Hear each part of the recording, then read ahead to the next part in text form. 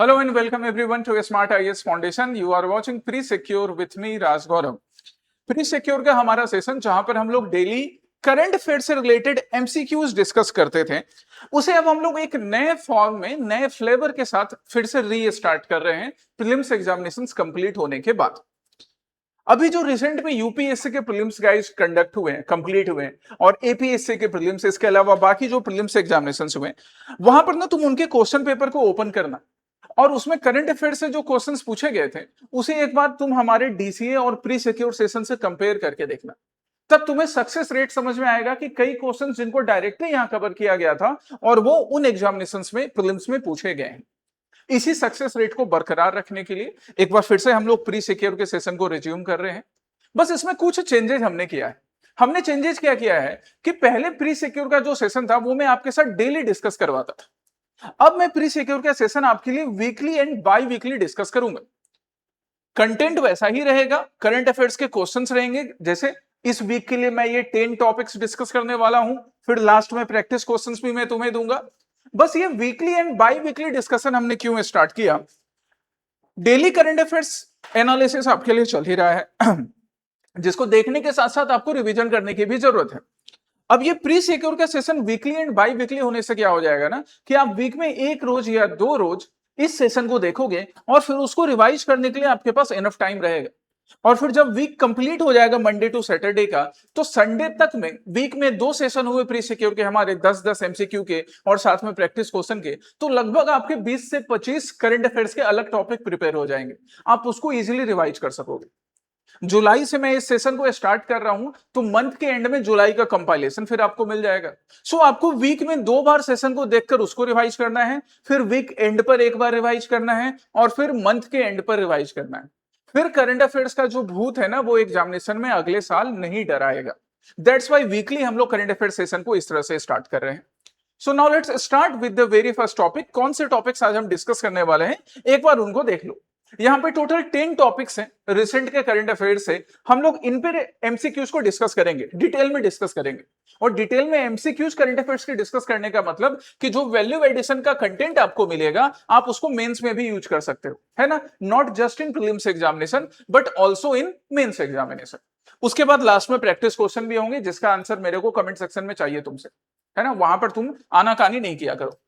So now come to the very first topic. तुम इसका context देख सकते हो हम इसको क्यों डिस्कस कर रहे हैं, क्योंकि द हिंदू में एक बड़ा अच्छा आर्टिकल आया। आर्टिकल क्या है? क्रिमिनल जस्टिस सिस्टम, और उसके ऊपर जो हम डिजिटल पुश करते हैं ना कि क्रिमिनल जस्टिस सिस्टम में क्या डिजिटल पुश किया जा सकता है।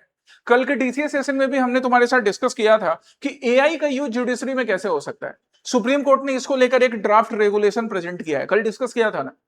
तो ये यहां पर एक बार फिर एक नए फॉर्म में मेंशन है, हम इसको डिस्कस करेंगे आज प्री सिक्योर में। तो कहीं से भी करंट अफेयर्स आपका ना छूटेगा नहीं, इंपॉर्टेंट टॉपिक, चाहे वो द हिंदू हो चाहे वो पीआईबी हो। बहुत सारे क्वेश्चन पीआईबी से आए थे हमारे प्री सिक्योर में भी, तुमको पीआईबी का सोर्स दिखता ही है।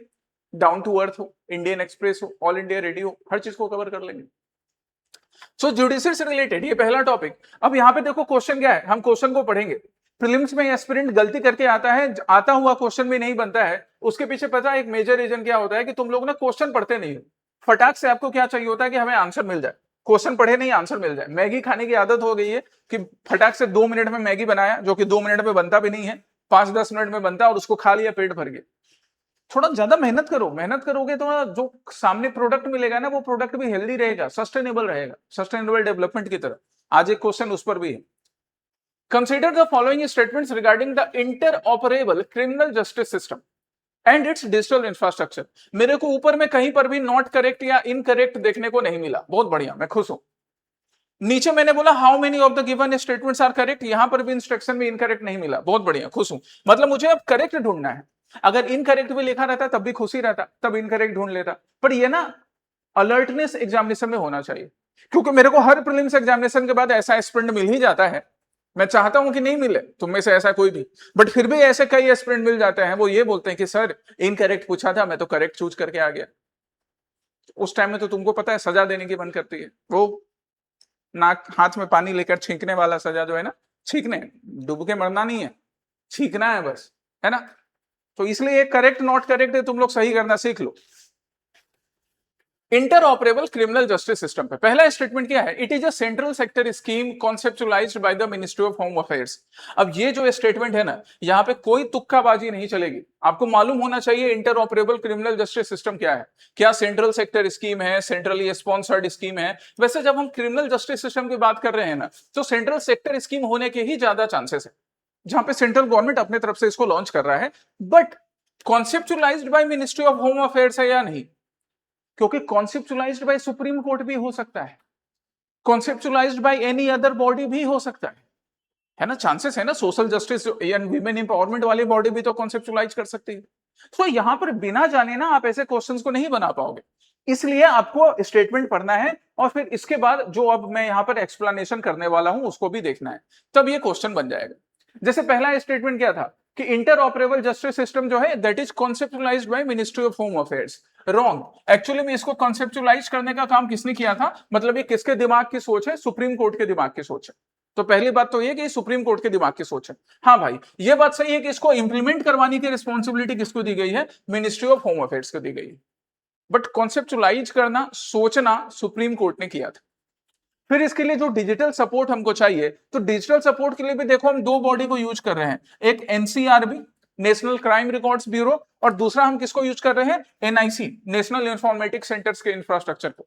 ये हमें डिजिटल सपोर्ट देने का काम कर रहे हैं। दो नोडल एजेंसी हैं जिनके कोऑर्डिनेशन से ये inter operable criminal justice system use करेगी मिनिस्ट्री ऑफ होम अफेयर्स, जिसको सोचने का काम किसने किया था बाबू? सुप्रीम कोर्ट ने। याद रखेंगे इसे, ठीक है। इसके लिए हमने एक सिक्योर क्लाउड प्लेटफॉर्म भी डेवलप करा है। कौन सा क्लाउड प्लेटफॉर्म है? उसका नाम है मेघराज। वाह, बहुत बढ़िया, राज गौरव का राज भी यहां पर मिल गया। मेघराज क्लाउड, क्लाउड मतलब बादल, मेघ मतलब बादल, मतलब क्लाउड, मेघराज मतलब एक ऐसा क्लाउड सर्वर हमने बनाया है जहां पर हम जो भी क्रिमिनल डाटा होगा, जो सारी चीजें होंगी क्रिमिनल जस्टिस के लिए, हम उसको एक क्लाउड पे स्टोर कर लेंगे। और उस क्लाउड स्टोरेज का नाम क्या रख दिया? मेघराज रख दिया। तो आपको यहाँ पे ये जो चार डिटेल्स मिले ना, ये चार डिटेल्स प्रीलिम्स के लिए बड़े इंपॉर्टेंट हैं, और यहीं से तुम वैल्यू एडिशन निकालकर अपने मेंस के आंसर्स में जीएस पेपर 2 में डाल सकते हो, जीएस पेपर 3 में डाल सकते हो। मेघराज का example, inter operable criminal justice system का एग्जाम्पल। अब यहाँ पे किया क्या जाएगा? तो यहाँ पे देखो क्या किया जाएगा, जो 5 पिलर्स होते हैं ना क्रिमिनल जस्टिस के, मतलब कि पुलिस हो गया, ई कोर्ट्स हो गया, प्रिजन हो गया, forensics and prosecution, in 5 pillar से रिलेटेड जो भी इंफॉर्मेशन है वो मेघराज नाम के हमारे क्लाउड पे अवेलेबल रहेगा। मिनिस्ट्री ऑफ होम अफेयर्स इसको एग्जीक्यूट करवाने का काम कर रही है, उसी को रिस्पॉन्सिबिलिटी दी गई है। तो जब क्लाउड पर मेघराज पे इन सारे चीजों से रिलेटेड इंफॉर्मेशन है, आराम से जस्टिस जो है वो फास्ट एंड ट्रांसपेरेंट हो सकेगी, ट्रैक करना इजी हो पाएगा कि जस्टिस हमारा डिलीवरेबल हो रहा है नहीं। और वहां पर हम लोग जस्टिस को डिलीवर करने के लिए डेटा का यूज करेंगे, डेटा एनालिटिक्स हमारे पास अवेलेबल रहेगा, क्योंकि मेघराज क्लाउड पर सारा इंफॉर्मेशन अवेलेबल है।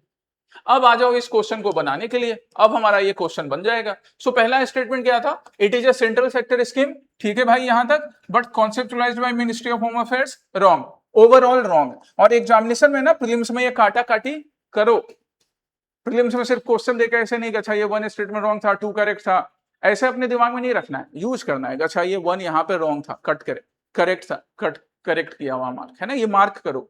कई बार होता है ना गलत, आप गोला भर के आ जाते हो ओएमआर में, वो नहीं होगा इसके वजह से। दूसरा क्या है? The NCRB bureau is the sole executing agency for the project. Sole executing नहीं था ना, हमने देखा ना कि एनसीआरबी के साथ साथ नेशनल इंफॉर्मेटिक्स सेंटर भी था, राइट। और ये सारी चीजें ना बाबू, खाली टाइम में बैठने के टाइम में ना तुम इंस्टाग्राम चलाना और व्हाट्सएप चलाना और खाली झूठ का फालतू का ऐसे बैठकर, कभी कभी क्लास में मैं देखता हूँ कि कोई गेम खेल रहा है, भाई नहीं गेम में खेलिए बट थोड़ा कम कीजिए। इंस्टाग्राम व्हाट्सएप से ना थोड़ी अपनी दूरी बनाइए। व्हाट्सएप पे जितना काम का इंफॉर्मेशन है, अपडेट है, वही खाली टाइम में बैठकर ना यही अपने दिमाग में रिपीट किया करो कि अच्छा वो inter operable criminal justice system है, उसमें 5 पिलर का नाम क्या क्या था, क्लाउड प्लेटफॉर्म का नाम मेघराज था या मेघवर्मन था, और वो एनसीआरबी जो है वो एनसीआरबी कैसी बॉडी है, स्टैच्यूटरी बॉडी है कि कॉन्स्टिट्यूशनल बॉडी है, कब फॉर्मेशन हुआ था। जब दिमाग इस पे लगाओगे तो ये सारी चीजें दिमाग में प्रिंट हो जाएगी, तब एग्जामिनेशन निकलेगा। नहीं तो खाली एग्जामिनेशन दिन बैठ के रो ना कि अरे मेरा तो एग्जामिनेशन नहीं निकला, उसका निकल गया। एक दिन इमोशनल होने से जिंदगी में कुछ हासिल नहीं हो, बाकी दिन भी आपको सिंसियर रहना पड़ेगा, समझ रहे हो। थर्ड क्या है? The recent digital push mandates forensic examination for all criminal offences. सही है, हम लोग बाकी क्रिमिनल ऑफेंसेस के लिए ना फॉरेंसिक एग्जामिनेशन मिल सकेगा। It is hosted on Meghraj platform which is operated by the national informatics centre, कि ये मेघराज प्लेटफॉर्म पर है जो कि नेशनल इंफॉर्मेटिक्स सेंटर्स रन करने का काम करती है, नेशनल इंफॉर्मेटिक्स सेंटर। ठीक है, चलिए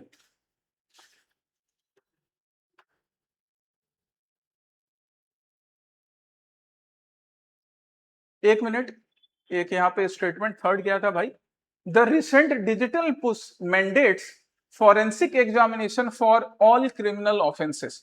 दिस स्टेटमेंट इज रॉन्ग, कि ये जो नया मैंडेट है ना, ये फॉरेंसिक एग्जामिनेशन हर क्रिमिनल केसेस के लिए मैंडेट जो कर रहा है वो थोड़ा चेंजेस है यहाँ पे। यहाँ देखो, the new laws mandate forensic examination for offence punishable by 7 years और मोर। मतलब कोई एक जो क्राइम है, अगर उसमें सजा 7 साल और उससे ज्यादा की है ना, तब फॉरेंसिक रिक्वायरमेंट वहां पर है। अगर 7 years और उससे कम क्या है, तो फिर उस केस में 7 years से कम क्या है, उस केस में फॉरेंसिक एग्जामिनेशन की जरूरत नहीं है। मतलब एक ऑफेंस कमिट हुआ, उस ऑफेंस में सजा अगर 7 years या उससे ज्यादा का है तो फॉरेंसिक्स की रिक्वायरमेंट है, लेस देन 7 years है तो फॉरेंसिक की रिक्वायरमेंट्स नहीं है। सो थर्ड स्टेटमेंट रॉन्ग था। ओके, ठीक है। बाकी यहां पर कुछ और बेसिक ऑब्जेक्टिव्स हैं, इसको आप पढ़ सकते हो।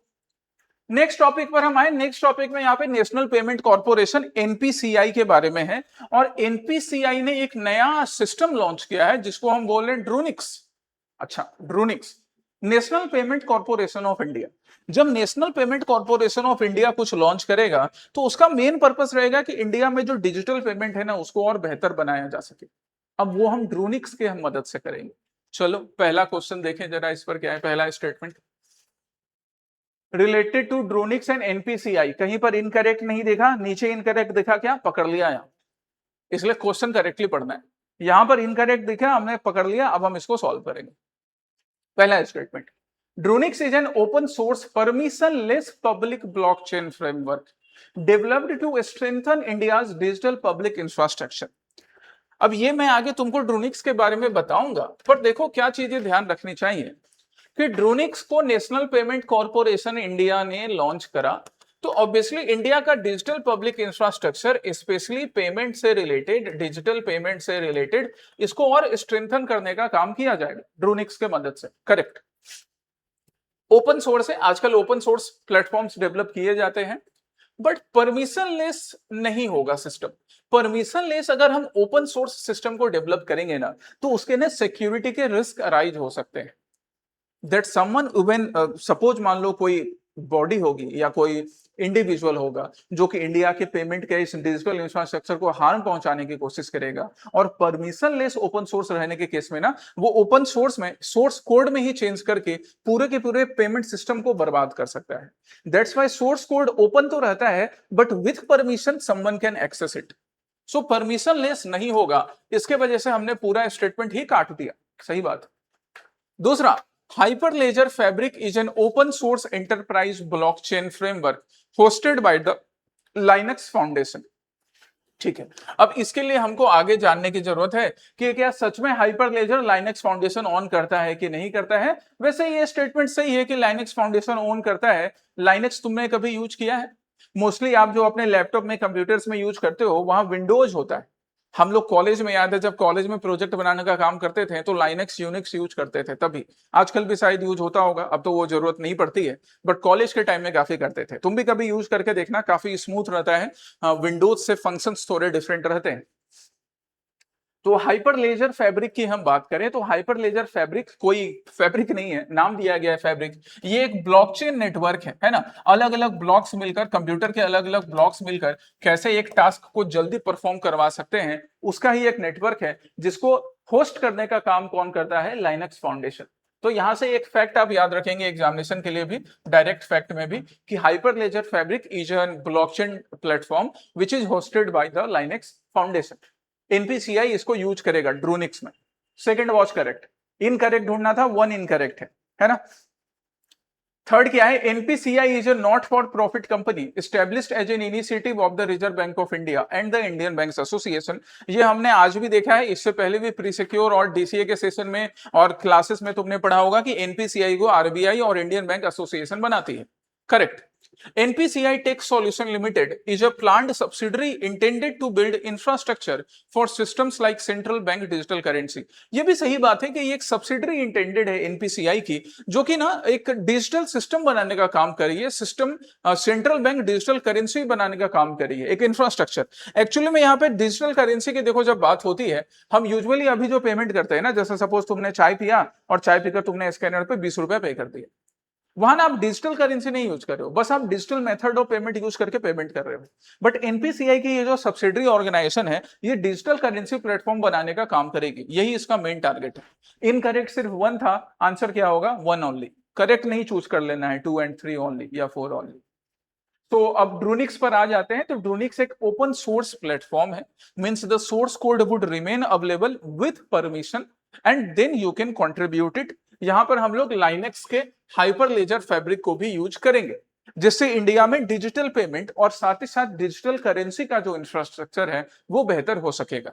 ठीक, वही चीजें यहां पर लिखी हैं। एनपीसीआई की जहां तक बात करें तो देखो, एनपीसीआई का formation, national payment corporation of India का फॉर्मेशन आरबीआई और इंडियन बैंक्स एसोसिएशन ने मिलकर पेमेंट एंड सेटलमेंट एक्ट 2007 से किया। मतलब कि एनपीसीआई हमारी कैसी बॉडी हो जाएगी? स्टैच्यूटरी नेचर की बॉडी हो जाएगी। ठीक है, एक not for profit company act के अकॉर्डिंग बनी स्टैच्यूटरी बॉडी, जिसके की प्रोडक्ट्स हैं रुपे ऐप। तुम सारे लोग रुपे ऐप यूज करते होगे, है ना? यूपीआई, स्पेशली जो भीम यूपीआई है, भीम यूपीआई आपने यूज किया होगा। ये सारे national payment corporation of India के ही प्रोडक्ट्स हैं।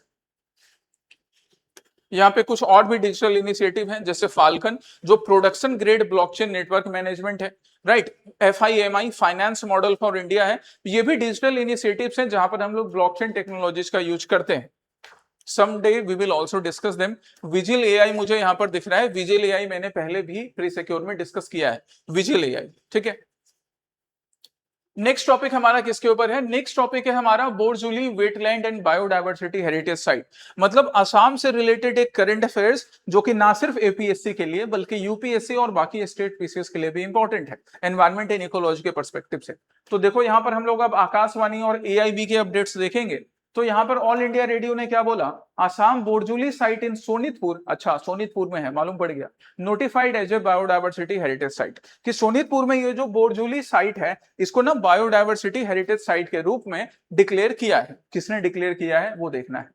चलिए, अब इस पे रिलेटेड हम क्वेश्चंस पढ़ते हैं। करेक्ट इनकरेक्ट क्या ढूंढना है वो भी देखेंगे। हमको नॉट करेक्ट ढूंढना है। वैसे नॉट करेक्ट यहाँ पे हाईलाइट किया है बाबू, बट तुमसे एग्जामिनेशन में ये कोई प्रॉमिस नहीं किया गया है कि नॉट करेक्ट हाईलाइटेड रहेगा। आप खुद अलर्टनेस बढ़ाइए। ठीक, ऐसा कोई भी झूठा प्रॉमिस मैं तुम्हारे साथ नहीं करना चाहता, ना ही तुम लोगों को ऐसा आदत दिलवाना चाहता कि आप नॉट करेक्ट आपको हाईलाइटेड मिलेगा एग्जामिनेशन में। क्या बोल रहा है Borjuli wetland and biodiversity heritage site के बाद में? Borjuli wetland in Assam has been officially recognised as a biodiversity heritage site. ठीक है, यहां तक तो करेक्ट है।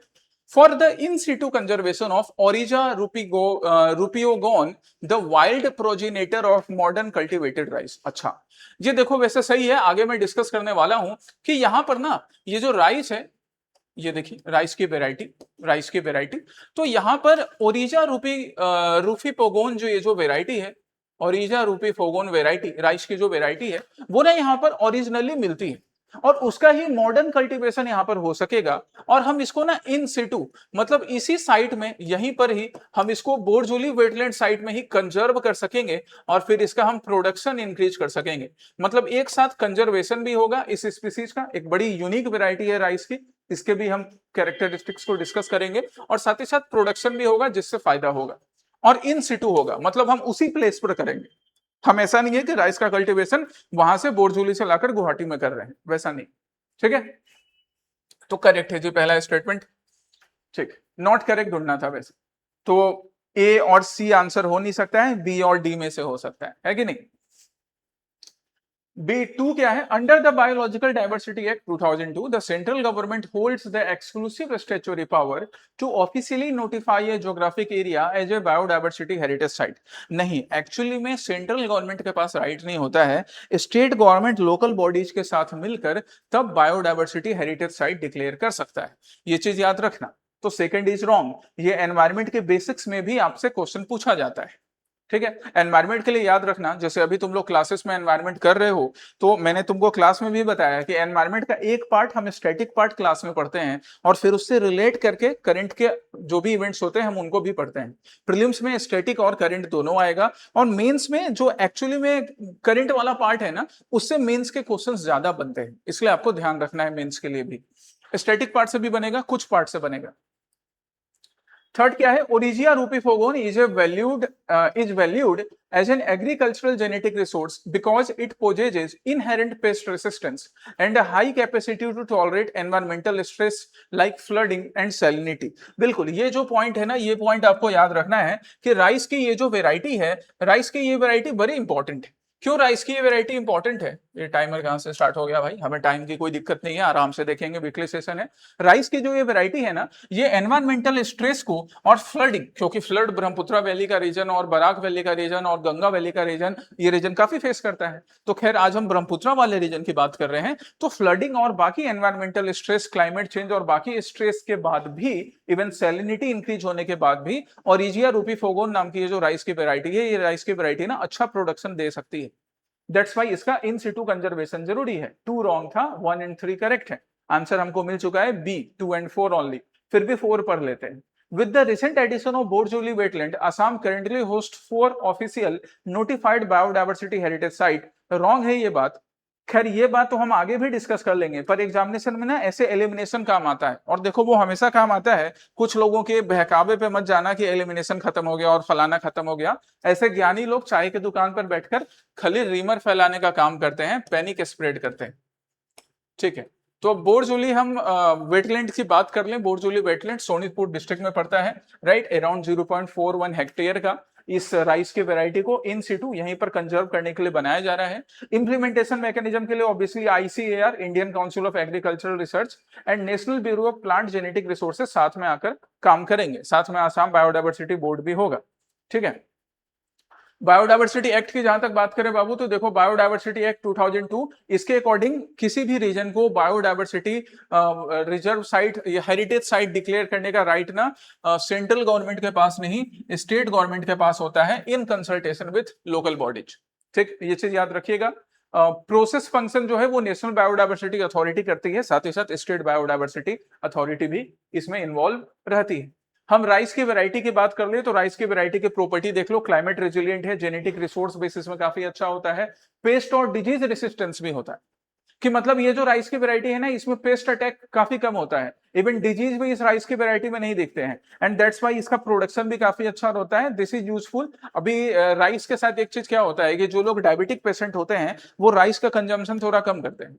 बट अगर आप जैसे हम यहाँ ये जो राइस वेराइटी की हम बात कर रहे हैं, जो बोरजोली रीजन में यहाँ ग्रो किया जा रहा था काफी टाइम से, इस राइस को अगर आप कंज्यूम कीजिएगा तो डायबिटिक पेशेंट्स के लिए भी हार्मफुल ज्यादा नहीं माना जाता है।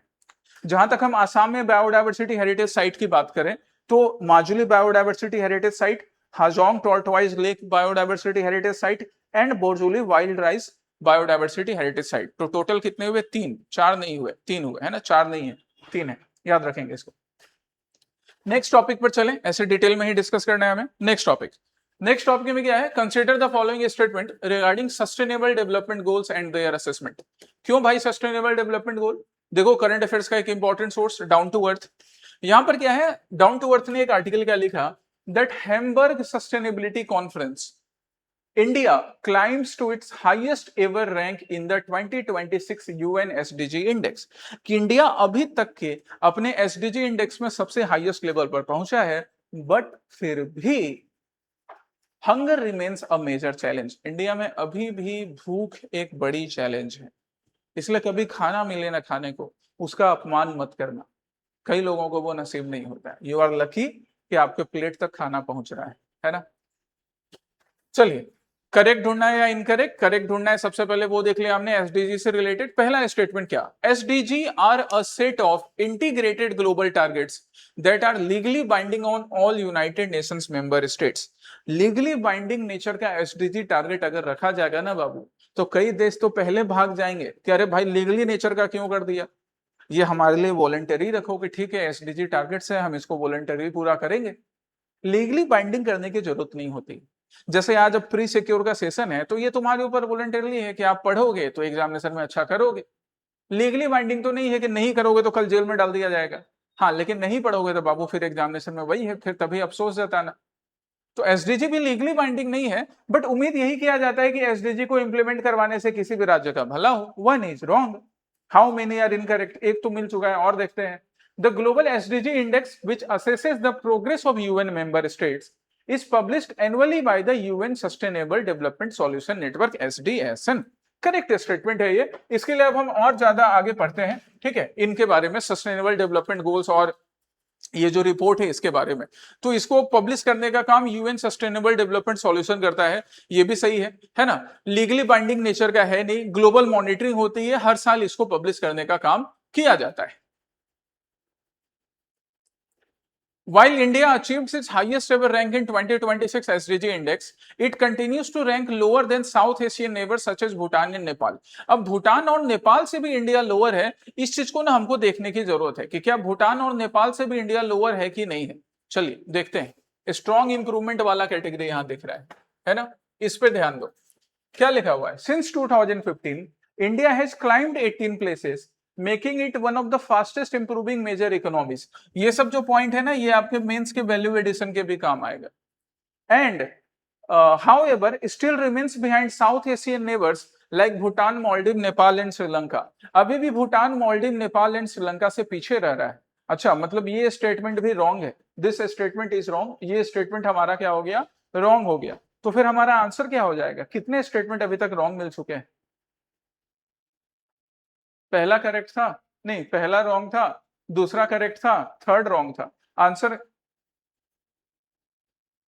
पहला इनकरेक्ट था, दूसरा करेक्ट था, तीसरा भी करेक्ट है। ठीक तो है, तो ओनली 2 आंसर होगा बाबू हमारा, ओनली 2 है ना, क्योंकि सेकंड और थर्ड हमारे करेक्ट है। आंसर हम क्या चूज करेंगे, ओनली 2। सो पब्लिश कौन करता है ये चीज याद रखेंगे। इंडिया का परफॉर्मेंस क्या है आप ये याद रखिएगा। इंडिया का एक तो वो परफॉर्मेंस, ऑब्वियसली जो हम जीरो हंगर की बात कर रहे हैं, सस्टेनेबल डेवलपमेंट गोल्स, ये अचीव होता हुआ नहीं दिख रहा है। और कुछ चीजों में इंडिया ने अच्छा परफॉर्म किया है, sustainable development goal 7 electricity access में, and mobile broadband and internet use जो एसडीजी 9 में कवर होता है, इसमें इंडिया ने अच्छा परफॉर्म किया है। ये आपके मेंस में वैल्यू एडिशन में काम आएगा, इस चीज को ध्यान रखेंगे, है ना। मेंस वैल्यू एडिशन में ये चीज काम आने वाली है, तो इसको ध्यान रखना, ठीक है। 1 मिनट दो मुझे जरा सा अपने लिए पीने के लिए जल मंगवा लें, पानी। चलिए नेक्स्ट क्वेश्चन पर हम चलें।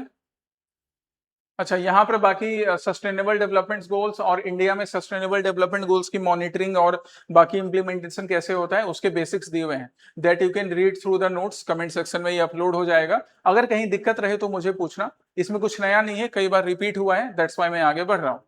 नेक्स्ट टॉपिक है हमारा इंडिया की कल्चरल डिप्लोमेसी और साउथ एशिया के कुछ हिस्टोरिक टेंपल से रिलेटेड। अभी शायद प्रधानमंत्री मोदी जो थे वो दौरे पर गए हुए थे, और प्रम्बनन टेम्पल कॉम्प्लेक्स इंडोनेशिया का न्यूज में आया है। यह है प्रम्बनन टेम्पल कॉम्प्लेक्स, देख सकते हो प्रम्बनन टेम्पल कॉम्प्लेक्स। एक बार इस प्रम्बनन टेम्पल कॉम्प्लेक्स को देख लीजिए, प्रम्बनन टेम्पल कॉम्प्लेक्स को। क्या लग रहा है ये डिजाइन किससे इंस्पायर्ड होगा, द्रविडियन टेम्पल आर्किटेक्चर से, नागर टेम्पल आर्किटेक्चर से, या किसी और रीजनल फॉर्म से। हेलो, हाँ धौनजीत एक गिलास पानी दे दो जरा।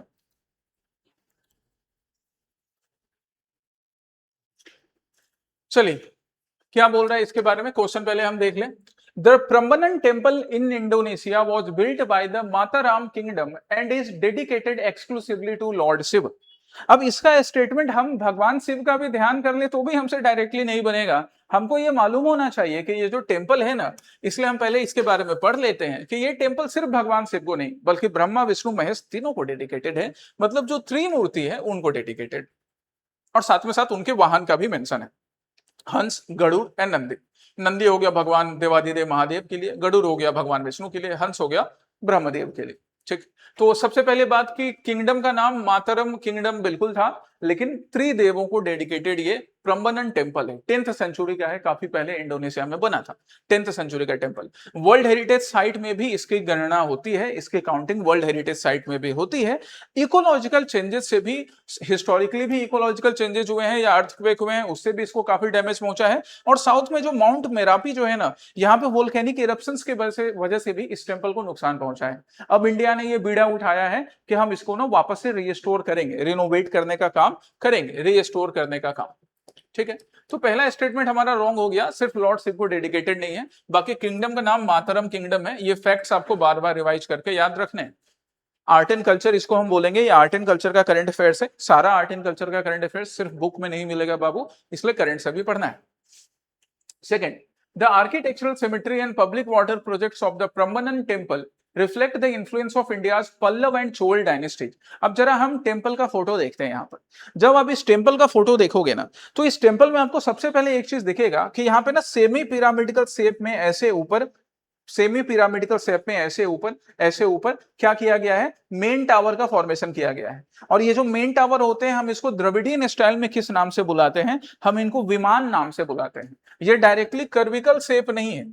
ये जैसे आप जब राम टेम्पल का एग्जांपल लीजिएगा, जो राम टेम्पल, श्री राम टेम्पल अयोध्या में बनाया गया, वो कर्विकल शेप में ऐसे ऊपर जाता है। और यहाँ पर ना ये सेमी पिरामिडिकल शेप में ऐसे ऊपर जा रहा है, सेमी पिरामिडिकल शेप में। ठीक है, सेमी पिरामिडिकल शेप में। यहाँ डायरेक्ट कर्व का फॉर्मेशन नहीं हो रहा है। यहाँ पहले एक स्लैब हुआ, फिर एक दूसरा स्लैब हुआ, फिर एक नेक्स्ट स्लैब हुआ, फिर एक और चीज आप द्रविडियन टेम्पल को देखकर मालूम कर सकते हो कि इसका जो मेन टावर वाला पार्ट है, आउटर पार्ट पे भी बहुत डेकोरेशन किया गया है। नागर स्टाइल में यूजुअली आउटर पार्ट पे डेकोरेशन नहीं होता है। तो from here we can remember कि हमारा जो प्रम्बनन टेम्पल है, ये बिल्कुल चोल और जो पल्लव डायनेस्टीज थे इंडिया के साउथ एंड डेक्कन पार्ट में, उनके डिजाइन से इंस्पायर्ड है। Correct. During the restoration of Wat Phao Temple in Laos, the Archaeological Survey of India discovered a 9th century monolithic शिवलिंग। अब ये स्टेटमेंट के लिए भी ना हमको जानना पड़ेगा कि कौन से टेम्पल का रीस्टोरेशन हो रहा था। तो एक्चुअली में वाट फाउ टेम्पल का रीस्टोरेशन हो रहा था, और उस रीस्टोरेशन में हमको क्या मिला, उस रीस्टोरेशन में हमको शिवलिंग मिलने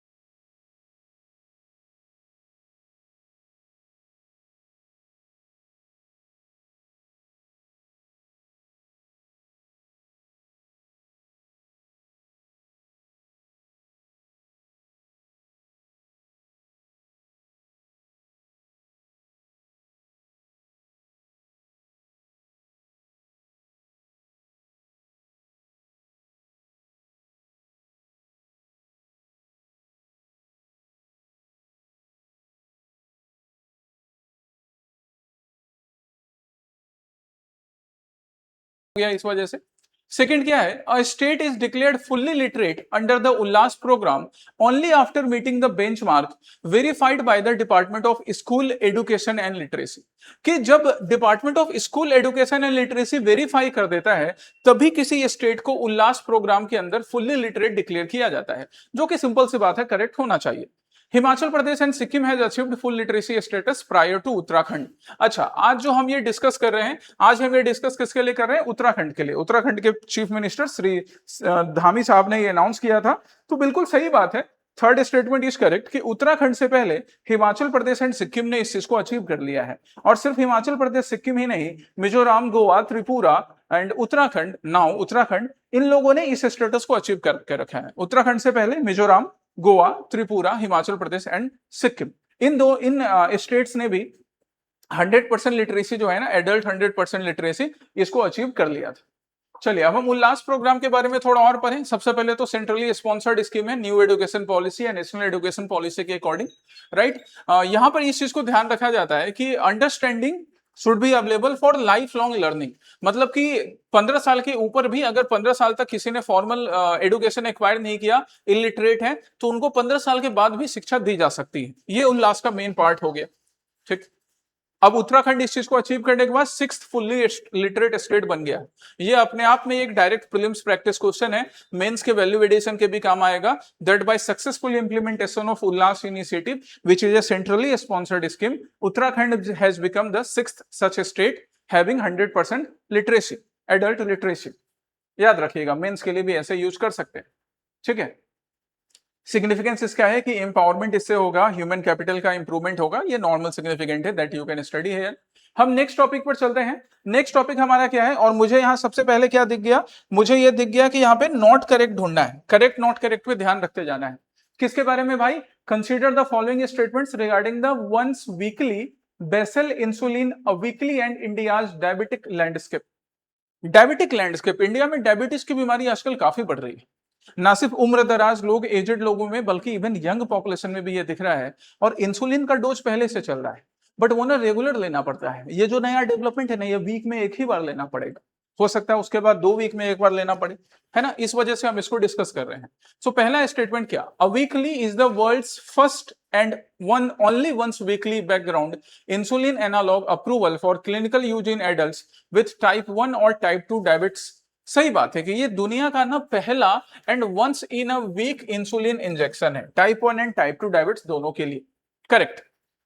The introduction of this once weekly basal insulin provides steady glycemic control lasting 7 days, which reduces the annual patient injection burden by more than 80%। अब देखो, ये स्टेटमेंट करेक्ट भी हो सकता है, बट इसके लिए हम कोई भी गेस वर्क नहीं करेंगे, कोई भी एक्स्ट्रा दिमाग नहीं लगाएंगे, क्योंकि डेटा का मेंशन था ना, तो हम डेटा को समझने के लिए सीधे यहां पर जाएंगे। और यहां पे देखो, ये सारी चीज हम लोगों ने हाईलाइट भी कर दी है कि 7 डेज तक आपको इंसुलिन की जरूरत नहीं पड़ती है। एक बार डोज लगाया गया, वो 7 डेज तक, 1 वीक तक चलेगा। और 86% जो पेशेंट का इंजेक्शन का बर्डन है ना, 80% से ज्यादा ही है, वो कम कर देता है। सो दैट्स रियली इफेक्टिव, काफी अच्छा इफेक्टिव माना जाएगा। थर्ड क्या है, epidemiological data indicates that India's total number of people living with diabetes currently exceeds 136 million, representing the fastest growing market in South Asia। यहां पे ये बोल रहा है कि इंडिया में टोटल जो पॉपुलेशन है 136 मिलियन लोग डायबिटीज से परेशान है ना, 136 मिलियन। एक्चुअली में 136 मिलियन डायबिटिक से परेशान नहीं है। यहां पर ना 2 स्टेज है, इस चीज को ध्यान रखना। ये देखो, मैं तुम्हें दिखा रहा हूं, हाँ ये देखिए यहां कि इंडिया में ओवर 101 मिलियन पॉपुलेशन जो है उसको अभी डायबिटिक है, और 136 मिलियन पॉपुलेशन जो है ना, वो अभी प्री डायबिटिक वाले स्टेज में है। प्री डायबिटिक वाले स्टेज में कि मीठे के ज्यादा सेवन करने के वजह से हो सकता है डायबिटीज की कंडीशन दिख जाए। यहां पर तो मेरे को भी सावधान रहने की जरूरत है, काफी ज्यादा मीठा पसंद है, पर क्या करें, चलो खाते रहना चाहिए, एक ही जान है, ऊपर वाले महादेव का दिया हुआ है, तो बुलाना होगा बुला लेंगे, तब तक के लिए तो क्या बोलते हैं उसको, काल भी उसका क्या बिगाड़े जो भक्तों महाकाल का, नहीं। खैर फिर भी अपने डाइट का ध्यान, अपने दिनचर्या का ध्यान हम सबको रखना चाहिए गैज, ठीक है। ऊपर वाला हमारी रक्षा करे, माँ बाप के आशीर्वाद से सही रहे हम लोग सब लोग, बट अपनी दिनचर्या का, डाइट का ध्यान रखना ही चाहिए। इंसुलिन काफी जरूरी है, आप देख सकते हो यहाँ पे जैसे मार्केट डायनेमिक्स, ये सब ना मेंस में लिखने के पॉइंट आपके काम आएंगे कि 6 मिलियन पीपल जो है ना, वो एक्टिव इंसुलिन थेरेपी पे डिपेंडेंट रहते हैं। तो अगर आपको ये एविकली नाम का इंसुलिन मिल जाएगा जो वीक में एक ही बार लेना है, तो कितना बढ़िया लोगों के ऊपर से ये बर्डन कम हो जाए। That's why this is very important. Next हम यहाँ पर एक आर्टिस्ट के बारे में बात करेंगे। अभी रिसेंटली इनकी डेथ हुई, भगवान इनके आत्मा को शांति दे, है ना, दिवंगत आत्मा को शांति दे। तो कौन थी, इनका नाम है तीजन बाई, जो कि एक फोक सिंगर थी, एक फोक आइकन थी, है ना। कहाँ से, तो छत्तीसगढ़ मध्य प्रदेश के रीजन से इनका जन्म होता है, छत्तीसगढ़ से, स्पेशली छत्तीसगढ़, उसके आसपास के रीजन में भी इन्होंने परफॉर्म किया, इंडिया के बाहर जाकर भी परफॉर्म किया। और जो फोक कल्चर है छत्तीसगढ़ का, महाभारत से रिलेटेड, रामायण से रिलेटेड, उसको शोकेस करने का बड़े अच्छे से काम किया तीजन बाई ने, है ना। अभी इनकी रिसेंटली निधन हुआ है।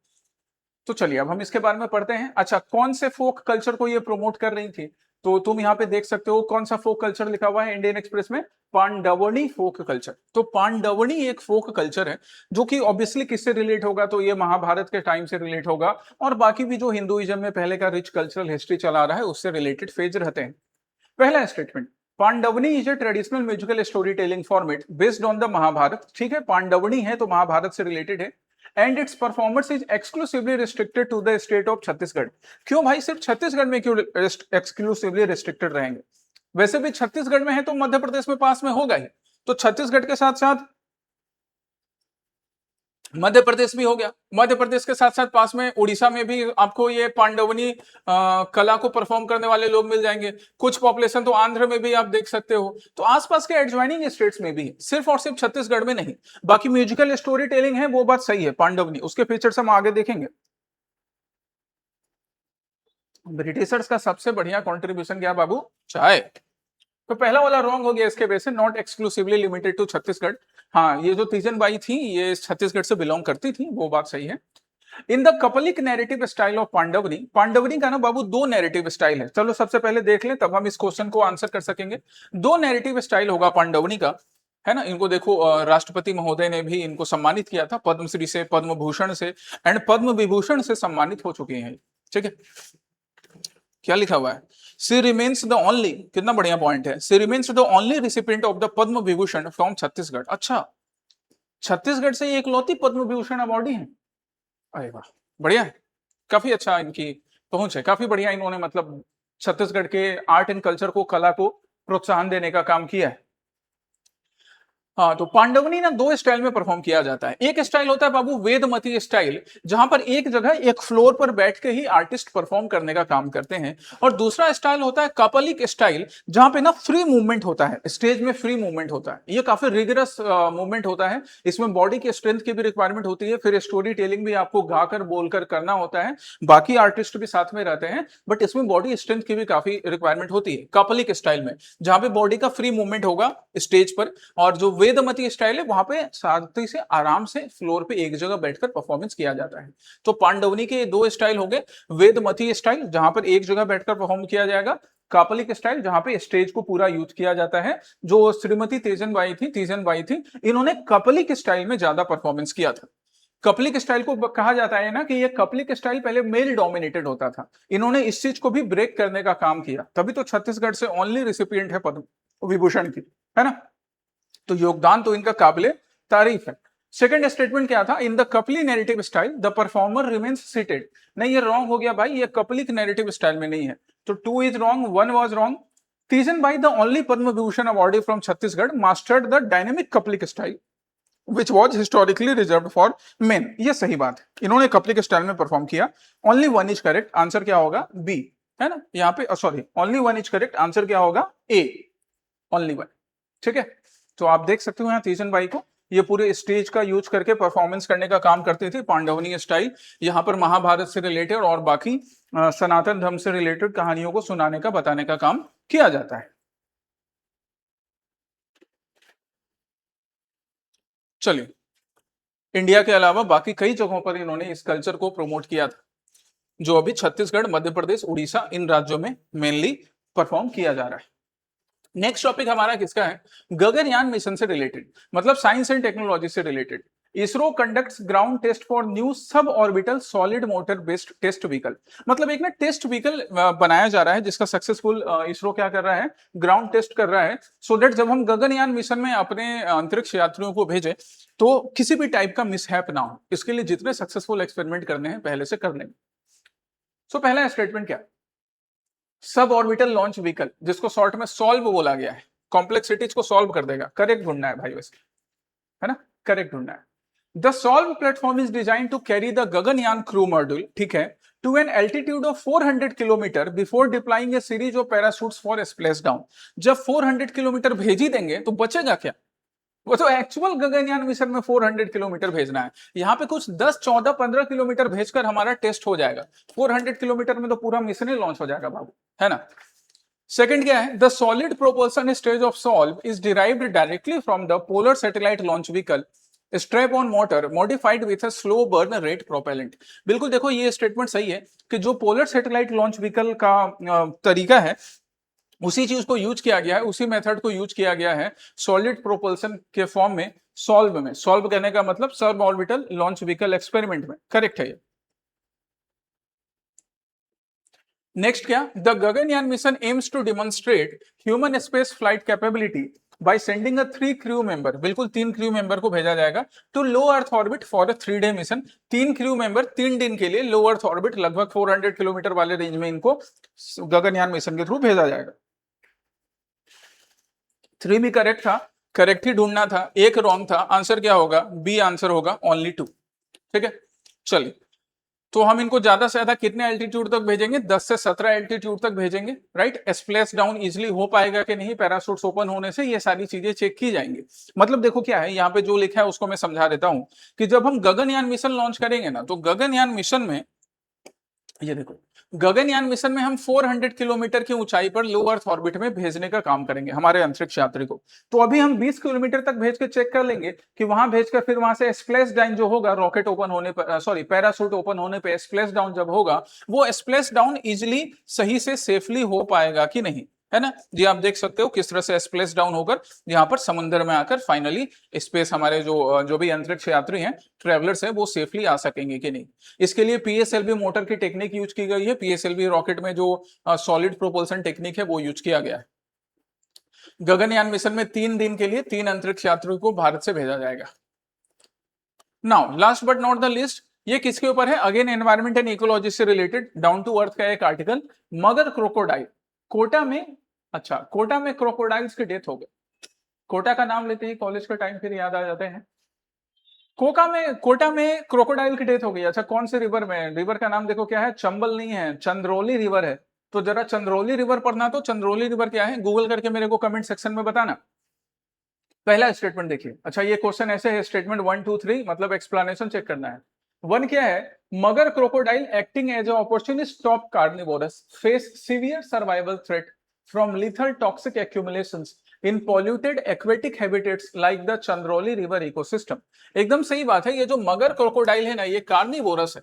और मगर क्रोकोडाइल कार्निवोरस होने के साथ साथ अपॉर्चुनिस्टिक कार्निवोरस है, इंसान की तरह है कि चिकनों खा लेता है, मटनों खा लेता है, मछली खा लेता है, सब खा लेता है। मतलब ये जो मगर क्रोकोडाइल है, ये फिश भी खाता है, गोट भी खाता है, बर्ड्स भी खाता है, जो मिलता है उसको खा लेता है। अपॉर्चुनिस्टिक क्रोकोडाइल बोलते हैं। बट टॉक्सिक एक्यूमुलेशन, आज एनवायरमेंट के लेक्चर में सुबह में तुम लोगों को बायो एक्यूमुलेशन समझाया था ना, चलो आज सबको फिर से समझाता हूं। Bio accumulation and bio magnification आज समझाया था। तो जैसे मान लीजिए कि सपोज ये अभी यहां पर हम एल्ड्रीन नाम के हम पॉल्यूटेंट्स की बात करेंगे। तो एल्ड्रीन नाम का एक पेस्टिसाइड है, ये पेस्टिसाइड किसान ने यूज किया और वो बहते हुए नदी तक चले गया। नदी में एक छोटी सी मछली थी, जो एल्ड्रीन नाम का ये पॉल्यूटेंट पेस्टिसाइड ये छोटी मछली के पेट में गया और उसको क्रोकोडाइल ने खा लिया। और ये जो एल्ड्रीन है ना, ये एल्ड्रीन ना वाटर सॉल्युबल इजीली नहीं होता है, तो ये मछली के बॉडी में रहेगा। क्रोकोडाइल ने खाया, वो प्रोपोर्शन फिर अब किसके बॉडी में पहुंचेगा पॉल्यूटेंट का? मगरमच्छ के बॉडी में। और मगरमच्छ के बॉडी में भी वहां रहेगा, वो एक्सक्रेशन उसके सूसू करने से पास नहीं हो जाएगा, क्रोकोडाइल के सूसू करने से, वो उसके फैट में रहेगा, फैट सॉल्युबल बन जाएगा। और फैट में धीरे धीरे रह के धीरे धीरे पॉल्यूटेंट का अमाउंट इंक्रीज होता चला जाएगा। धीरे धीरे जितना मछली खाएगा उतना पॉल्यूटेंट का अमाउंट इंक्रीज होगा। इसी को हम बायो मैग्निफिकेशन बोलेंगे। Means when the pollutant cannot be easily solved, washed out through water, and it gets accumulated at each trophic level or certain trophic level for a longer time period, then we call it biomagnification. धीरे धीरे accumulate होके वो बढ़ता चला गया, हम उसको biomagnification बोलेंगे।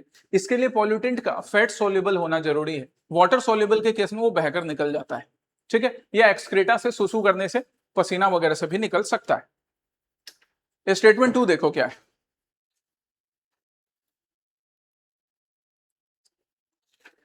Statement 2, Aldrin is a persistent synthetic, है ना, persistent pollutant organochlorine pesticide that undergoes biomagnification accumulating progressively as it moves up trophic level। बिल्कुल सही बात है, क्यों? क्योंकि ये ना वाटर सॉल्युबल नहीं होता है इजिली, और इजिली वाटर सॉल्युबल नहीं होने की वजह से ये वॉश आउट होने जाता है और मछली में रहेगा, मछली से फिर मगरमच्छ में जाएगा। हो सकता है कि जो बकरी खाने का काम कर रही है, एक गोट है, एक डियर है, उसने भी पेस्टिसाइड वाला घास खाया, उसके बॉडी में भी जमा है, क्रोकोडाइल ने उसको खाया, उसके बॉडी में और इंक्रीज होता चला गया।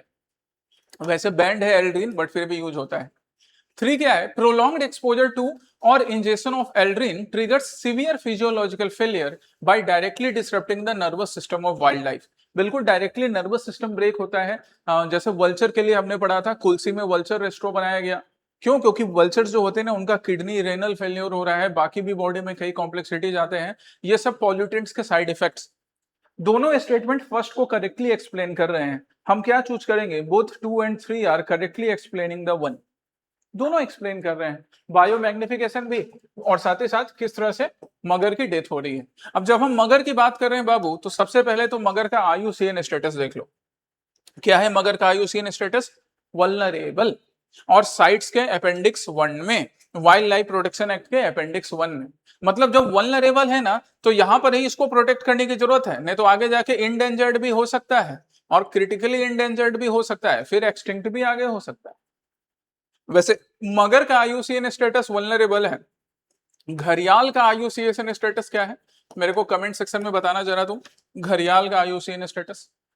सो ये जो मगर है हमारा, ये नदी तालाब इन सब में मिलने का काम करता है, लेक्स वगैरह में मिलता है। इसको अपॉर्चुनिस्टिक कार्निवोरस बोला जा रहा है, मतलब मछलियों खा लेता है, बकरी खा लेता है, सब खा लेता है। और सब में ये जो एल्ड्रिन नाम का पेस्टिसाइड है, ये जमा होने की वजह से वो उसके बॉडी में भी एक्यूमुलेट होते रहते हैं, टाइम दर टाइम बढ़ता जाता है। बायो मैग्निफिकेशन की वजह से ज्यादा एल्ड्रिन का कंपोनेंट इंक्रीज होने की वजह से मगर्स की डेथ भी होती है। ठीक है, वही यहां पर समझाया गया है कि बैंड पेस्टिसाइड है एल्ड्रीन, ये देखो बैंड है बट फिर भी इंडिया में यूज होता है। यही इंडिया में दिक्कत की बात है कि अवेयरनेस कम है, जिसके वजह से ऐसे पेस्टिसाइड टर्माइट्स को मारने के लिए, कीड़े मकड़ों को मारने के लिए अब भी यूज होते हैं। अब ये रहे बाबू प्रैक्टिस क्वेश्चन। जो क्वेश्चन मैंने पूछा कि इनका आंसर कमेंट सेक्शन में बताना है, वो तो तुम बताओगे ही, साथ ही साथ ये प्रैक्टिस क्वेश्चंस भी हैं, इनका भी आंसर बताना है। ये पहला प्रैक्टिस क्वेश्चन है, इसका आंसर बताओगे। और प्रैक्टिस क्वेश्चन का जो आंसर है ये मैं तुम्हारे साथ अगले सेशन में डिस्कस कर लूंगा, ठीक है, या डिस्क्रिप्शन में डाल दूंगा। इस प्रैक्टिस क्वेश्चन का आंसर मैं डिस्क्रिप्शन में डाल दूंगा, बट पहले खुद से चेक करना। और फिर दूसरा है सरिस्का टाइगर रिजर्व के बारे में। पहला था डिफेंस एक्विजिशन काउंसिल, पहले भी तुमने पढ़ा है, इसलिए प्रैक्टिस क्वेश्चन में मैंने दिया और इजीली आंसर ढूंढ सकते हो। सरिस्का टाइगर रिजर्व, आपको इसके बारे में गूगल करना है, इंफॉर्मेशन करेक्टली मिल जाएगा। ये दोनों आज के प्रैक्टिस क्वेश्चन है। आज के प्री सिक्योर के सेशन में इतना ही था, राइट। डिटेल में हमने आज का वीक का पहला प्री सिक्योर का सेशन कर लिया, फिर रिक्वायरमेंट होगी तो हम लोग सैटरडे को प्री सिक्योर का सेशन करेंगे, और ऐसे वीकली हम लोग प्री सिक्योर सेशन करते जाएंगे करंट अफेयर्स MCQ का। सो we will meet in next pre secure session. Till then, take care, study well. Jai Hind.